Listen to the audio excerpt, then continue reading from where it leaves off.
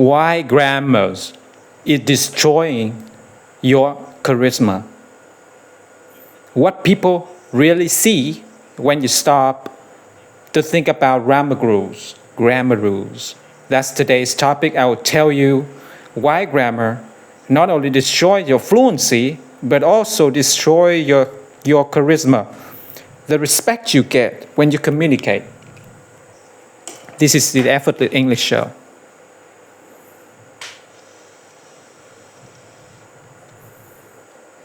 Okay, so here's what nobody tells you.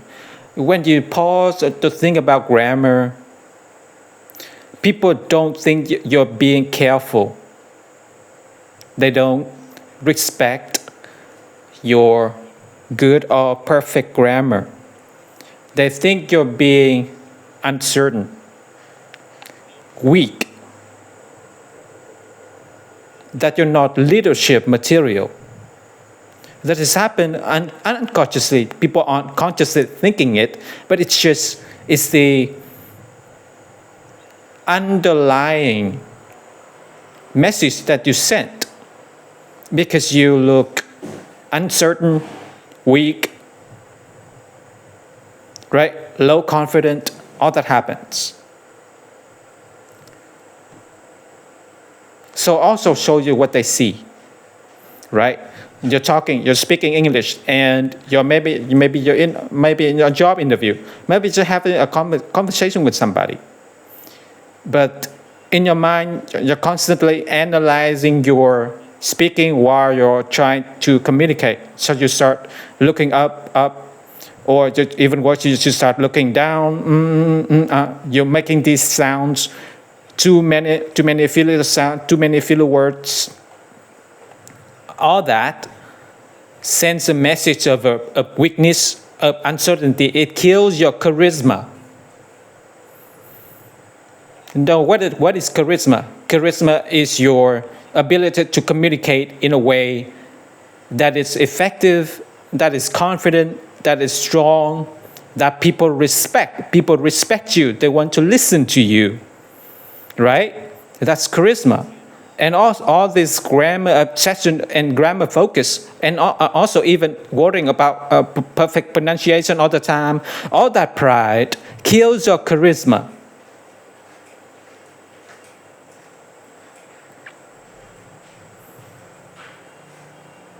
So I'm going to show you the 3 charisma killing signs, what is actually being communicated when you do this, and why good, strong communicator sounds good. What is it? What is it that makes someone a good, strong communicator? That respected, they have charisma, compared to someone who doesn't, even in your own language, right? Even with native speaker, some native speaker, they come across as uncertain, weak. There's a lot of things that happen. Some is verbal, what you say and how you say it, and a lot of it is non-verbal. It's the look on your face, the way you look down at your body posture, right? And then I'm going to give you a fix, a 30-day fix to improve your effectiveness when you're communicating in English. And at the end, I'm going to give you the number one, it's absolute the number one secret for much stronger charisma. This is a secret. We will work in English, we will work in your language, and work in any language. All right, let's go. So point number 1 is called the freeze. You know the freeze is like frozen, right? Everything stopped, right?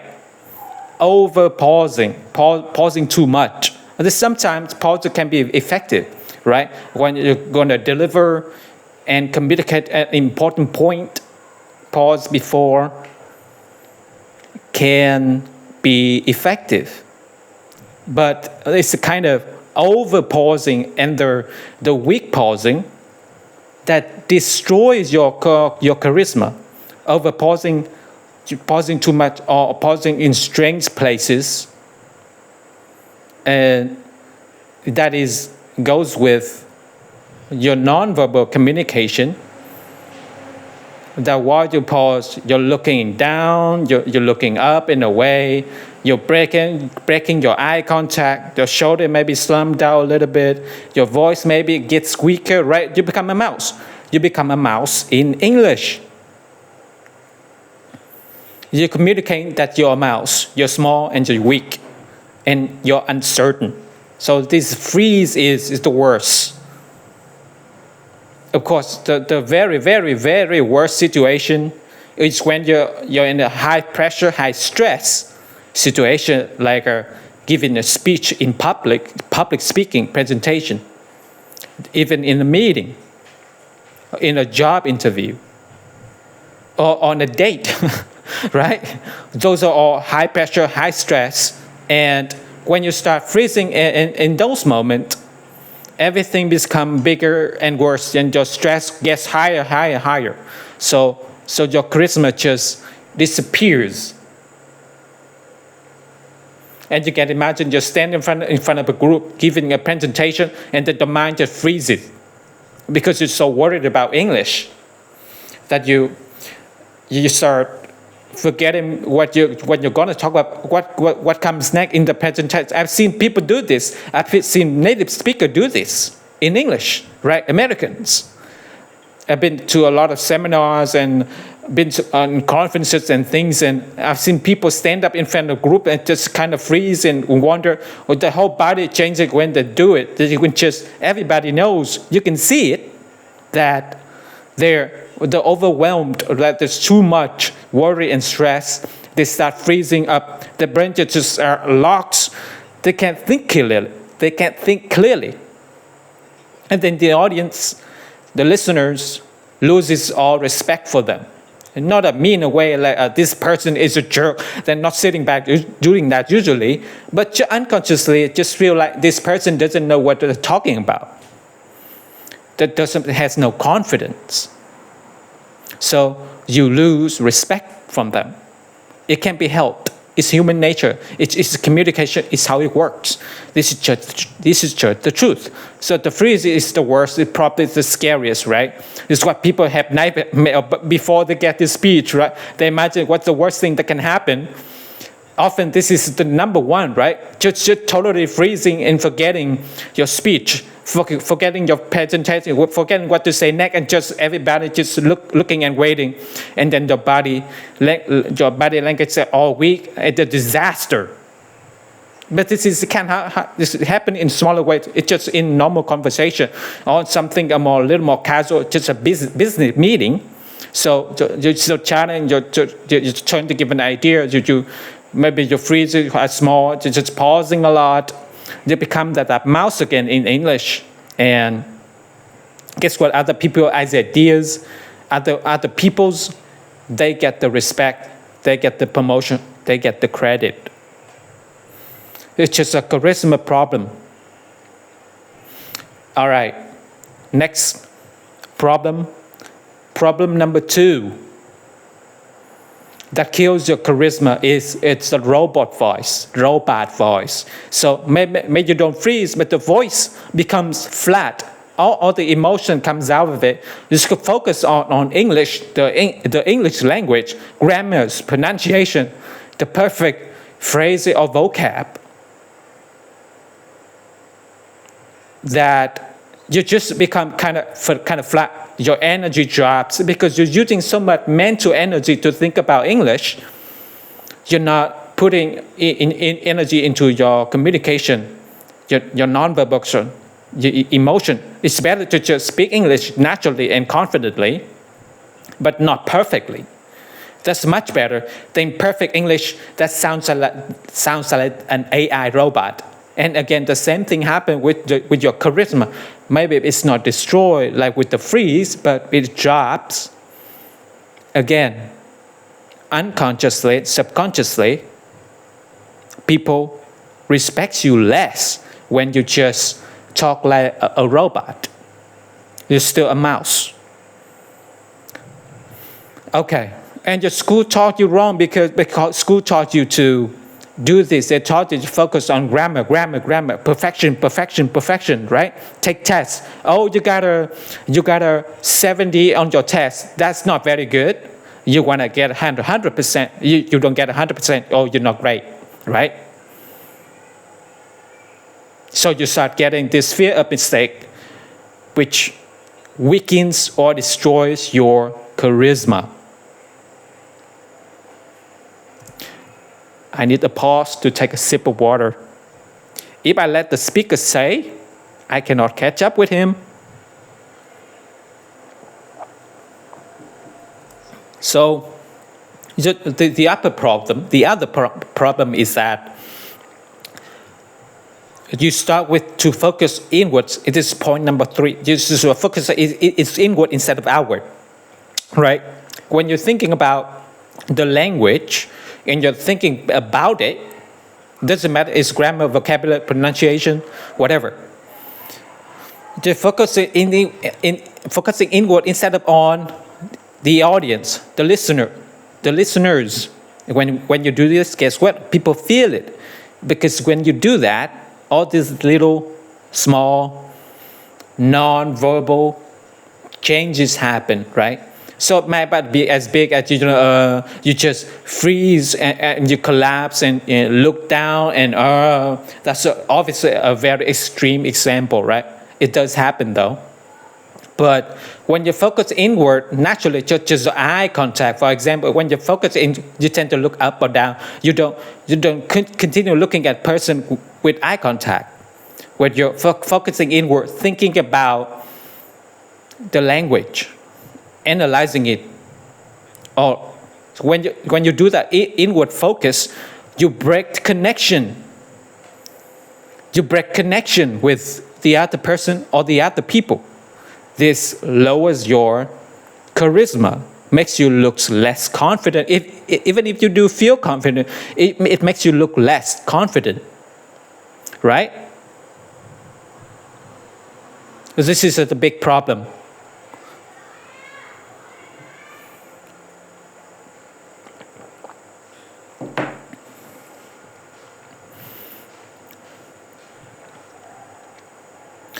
Okay, so anyway, so this is start focusing on inward, and it creates all these little subtle things. This can be subtle, SUBTLE. Subtle means small, but that add up.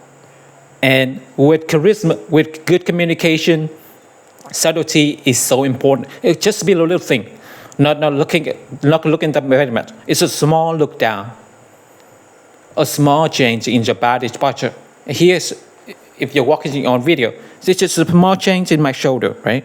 Small change in my eye contact. That little bit kills your charisma. It comes from focusing inward too much. Why you're focusing inward? Because you're examining, analyzing, thinking about the language, grammar primary, but the other thing too. And then that causes this shift in people see it. People see it. They might not. They tell you that they see it. They probably won't say anything, but they do see it, and it very unconsciously. They will change how they see you, change what they think about you, change how they feel about you. And that kills your charisma. Okay, so here's what I want you to do. For 30 days, you can change it around pretty quickly. Stop thinking about grammar rules. That's number one. When you find yourself thinking about grammar, or when you find yourself thinking about English while you're communicating, stop. Break that thought right away. Say, nope, I'm not going to communicate. I'm just going to talk. I'm not going to think about it. Okay, you can think about it at the time if you want to. Okay, when you're reading English, you can kind of think about it. Oh, that's a new word. What's that? Write down. What's that? When you're actually talking, when you actually communicate, often if you're just listening to audios, don't analyze. Just come into your ear. Let your brain figure it out. Your brain is pretty much smart, actually. We are created for language. Just let the brain figure it out. You will improve gradually just by doing that. And that's step 2 for this 30-day plan is to focus on listening. I recommend 2 hours a day. 2 hours a day listening to real natural English. Now this could be something very like Minnesota and point of view stories. If you're really trying to work on your fluency and natural grammar learning, or it could be more advanced like listening to this show, or listening to other podcasts, other audios, and even more advanced level, you can be listening to movies and TV shows in English. But don't analyze, just listen. Okay, if you want, you can use the movie technique. I got a nice videos about it. It's a great technique. And when you do that, you will learn new phrases. You can write them down if you want to. And you do not kind of analyze the grammar. You figure out which grammar rule is this person is using in this situation. It doesn't help you at all in communication, okay? Just copy how native speakers speak. Just use phrases they use. Commit, don't quit. This is how you become a lion in English, right? You have that confidence, that charisma, even when you're not perfect. You'll never be perfect. Like, this is promise you the number one key to charisma, and this is important. This is very important. The number one key to charisma is a change in your attitude, a change in your mindset. It's just you're changing this will have a huge effect on your charisma and how people see you, how much respect you get, on the effectiveness of your communication on this one thing. What is it? You want to change from seeking for approval. Just all this is about is pride, right? Why you're worrying about grammar mistake? Why you're worrying about pronunciation mistake? Because you want the other person to approve you. You kind the other person to say you're good, or you're not. You want to look good, or sounds good, right? That's the kind of prideful mindset most of us get stuck in the beginning. Change this one thing, it's going to change your English speaking and your charisma and effective in English communicating. Also working on your native way. In affect every part of your life. Change from trying to get approval, trying to look good, and you shift to creating a positive experience for others. Creating positive experiences for others. What does that mean? It means you, instead of looking at yourself and focusing on me, you focus on them. This is huge.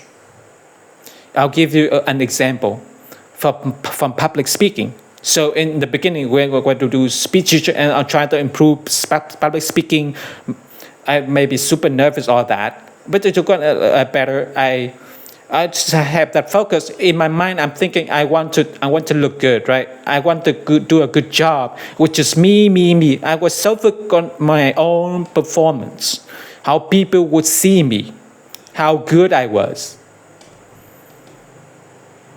And this has limited me.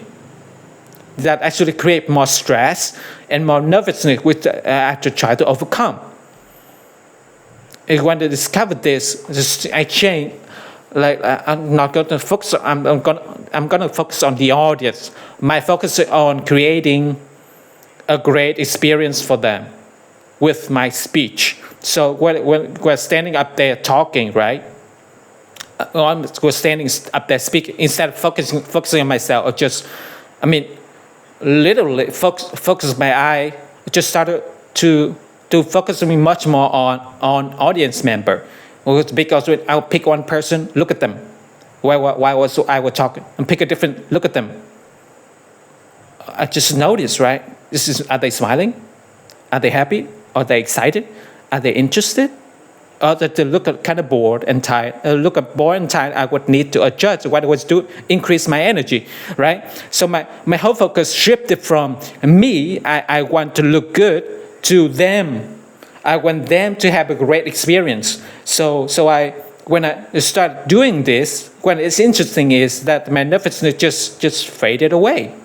I wasn't focused on myself so much. I was just trying to contribute to them, give to them, help them. So I saw that was tired, I would being more energetic and jumping around. That's on. Stand up. Just if you look a little tired, just stretch a little bit. Let's get back to our peak emotional state and play some exciting music as I'm jumping around for 2 minutes. Just a little jump around. I notice and be watching not focusing on myself. Oh, everyone is smiling now. They're happier. They're more interested. They're listening more. They're having a better experience. Excuse me. And I stop focus so much on, oh, I must say this, I must say this, and say I have the outline, the speech. I plan the speech, I must do it exact. I stop doing that. I just adjust. Because my focus was on them, not me.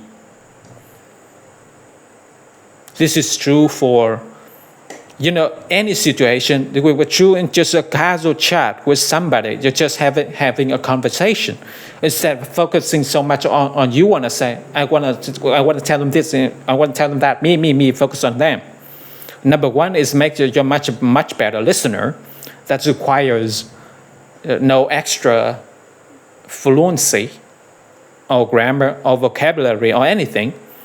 When you're focusing on them, they feel it because you tend to lean in a little bit more. You're really listening. You're looking at them while they speak. You're not just trying to think what they're going to say next. You're just trying to understand them more. Maybe you ask them more questions instead of just talking all the time. You can actually have great conversation without saying a lot, just by getting the other person to talk and asking good questions and really focusing on them, caring about them, and trying to understand them in their ideas or their thoughts or their feelings. By having that mindset, at the end of the conversation, they walk away thinking, wow, that was a great conversation. You have charisma. You're a great communicator, but might not just have spoken a lot. And when you do speak again, you focus on is my speaking create a good experience for not just me. I want them to do what I want them to do, right? I want them to think that I'm great. I don't want them to laugh at me. I don't want them to think I'm full of only thoughts in the back of my head. Just focus on them. Just trying to tell a story. Instead of just telling a story, you think, how can I make this story more interesting for them? How can I make this story a better experience for them so they enjoy it? So you start learning story technique. There's a thousand of techniques for doing all this. You learn how to tell story better. You can learn techniques for listening and actively listen and active caption. You can learn body language technique. I'll teach you these, okay? I'm going to talk more about these and in the future shows. But the core of it, the foundation, the most important thing is this shift, this change in your focus from yourself to them. That's the key idea that you must always remember. Okay, so the key thing, focus on them, focus on contributing to the other person, focus on caring about them, really wanting to understand them, focus on wanting them to give them, to help them have more positive feeling, more positive emotions. That's the key. When you do that, a lot of good things will naturally happen in English and in your own language too. This is the heart of having great charisma. And it's really come down to really just caring, right? Caring about the other person and letting go of your own pride and your own ego and don't focus on yourself. Now, of course, yes, You're going to continue learning grammar. You're going to continue learning vocabulary. Your accent will improve. You're doing all these things to improve your English. It's all good, but it's time to communicate. Let go of your pride. Don't think about yourself. Don't think about the English language. Just focus on the other person or people. It's a group. And that's all. And when you're focusing on them, use your eyes. Look at them. Like this. Some different culture have different ideas of what's good eye contact, right? So some culture a lot of strong eye contact is good. Like Americans, you'll be like that. And others like the Japanese, too much eye contact isn't comfortable for them. Don't stare at each other for long periods of time, but you're not looking your right. You can still be looking at their face. You can notice little small changes. You can look at their body posture. You can learn a lot about how they're feeling, how they're reacting. You can also, if it's a group of people, you can make short eye contact with one person, talk to them directly, and then shift to what you should do when you give speeches and presentation. Don't just vaguely look at the back of the wall, right? With no focus. You want to just pick one person. Let's say you're giving attention to the job and there are 10 people in the room. You want to pick one person and talk to them for a bit. Want some eye contact, and then after a while, you don't want to just stare at the same person the whole time. You want to shift to another person, look at them in the eye, and continue your presentation. And you shift to another person, You're doing this your whole speech. If it's 1,000 people, you just pick in the audience. You're talking to one person at a time. And then noticing their body language. Are they smiling? Are they frowning? They look tired? Do they look interested? And then you can adjust. You just naturally will adjust as you do this, because you're getting out of your own ego. You're letting go of your pride. Then by doing it, naturally, your communication is going to improve tremendously in English and in your own language. And see, when you do that, guess what? You're not thinking about grammar anymore.